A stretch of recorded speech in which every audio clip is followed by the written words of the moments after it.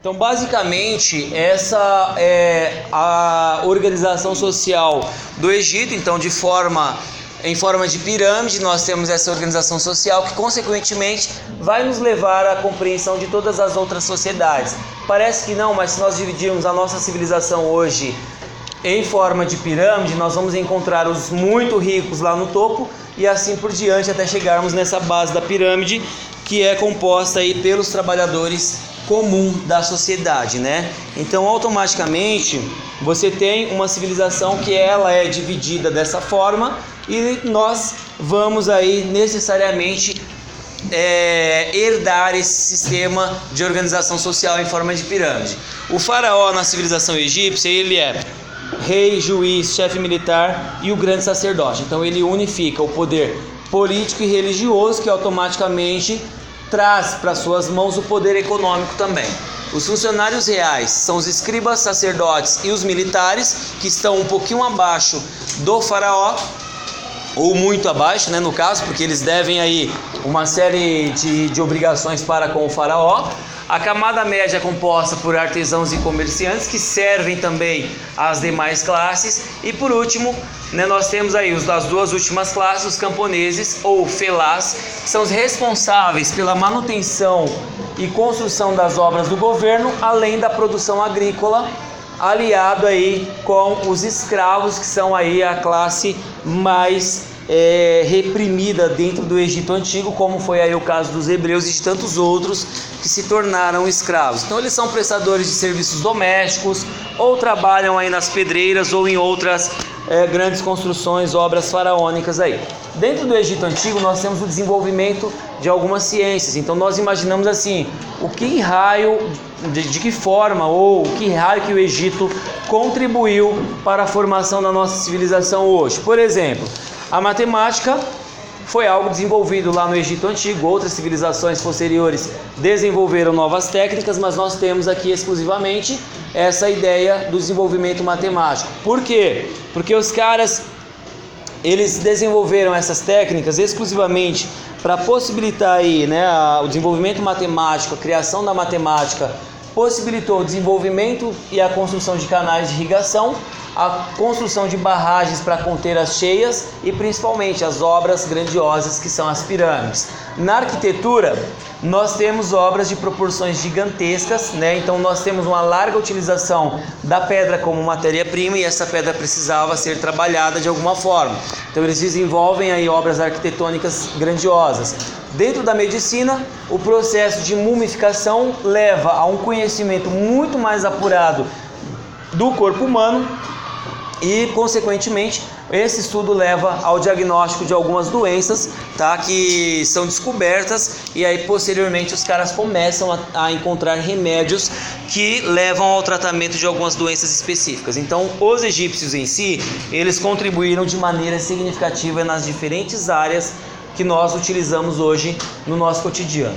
A escrita egípcia era baseada nos hieroglifos, tá? Então, do grego, o hieroglifo significa escrita sagrada. Símbolos egípcios também denominados pictogramas, ou seja, é um complexo sistema de escrita, tá, que vai exigir dos escribas uma simplificação.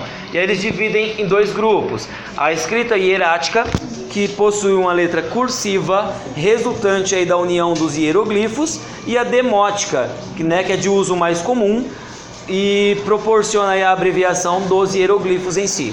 Os escribas são a pequena parcela da população egípcia que sabe ler e escrever, né? E por isso possuíam um imenso prestígio dentro dessa civilização, tá? Então os escribas, eles são aí extremamente importantes para os egípcios por conta disso.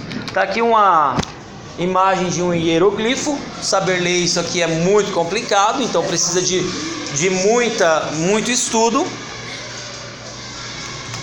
Os papiros, eles eram fabricados através dessa planta, né? Então a planta dá o nome ao papel. Então o papiro, ele é encontrado em pântanos ali às margens do rio Nilo, tá? Então é o material utilizado na produção de documentos escritos. Então nós temos aí essa utilização da planta papiro também na construção de casas e embarcações, porque era um material muito resistente, tá? E por fim nós chegamos à religião no Egito Antigo, tá? Que tipo de religião? Uma religião inteiramente politeísta, significa que eles adoram vários deuses, antroposomórfica. Então esses deuses eles possuem características de humanos em formas de animais, os dois misturados levam aí a esses deuses egípcios, tá? Guilherme Barca. Guilherme. Não foi eu que traí. Guilherme? Certo? Então, basicamente, nós temos aí os egípcios acreditando aí na imortalidade da alma e no juízo final e possivelmente no retorno da alma ao mesmo corpo, tá? Então eles construíam pirâmides, mastabas e hipogeus que serviam aí de câmaras funerárias. O que significa isso? Significa que esses caras, eles preservavam o corpo não porque eles queriam ficar bonitinhos depois que morressem, e sim porque eles queriam necessariamente preservar esse corpo para a vida posterior que viria depois que eles de fato morressem. Aqui a representação de uma mumificação, tá?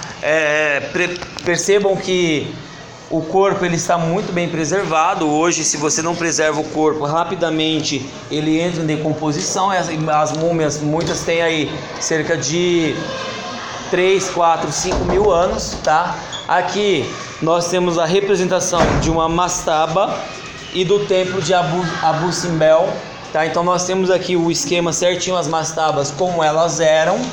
Aqui nós temos, por exemplo, a pirâmide Adegres, tá? A pirâmide de Gizé e o hipogeu, né? Que aqui está escrito em inglês hipogé, tá? Então nós temos todos esses mecanismos aí sendo utilizados como túmulos funerários, e as mais importantes de todas, as pirâmides de Gizé, que para mim é muito fácil. A minha concepção a respeito disso é que os próprios egípcios, por meio da mão de obra escrava, que as construíram, e não os ETs, como o History Channel vem falando, tá?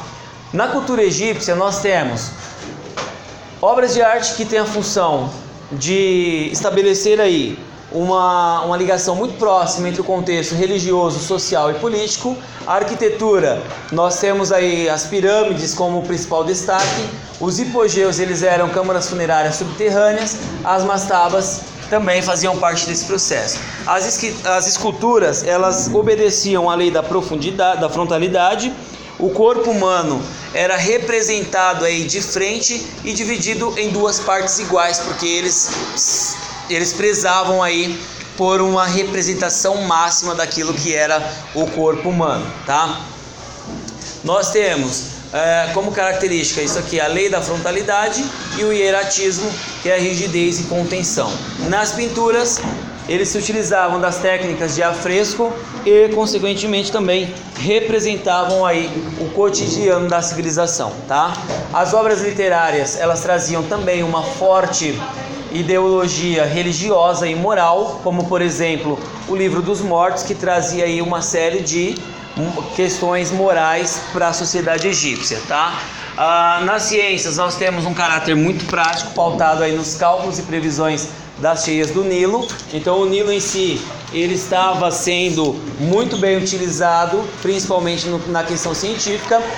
Destacam-se aí algumas áreas como química, matemática, astronomia, medicina, entre outras, tá?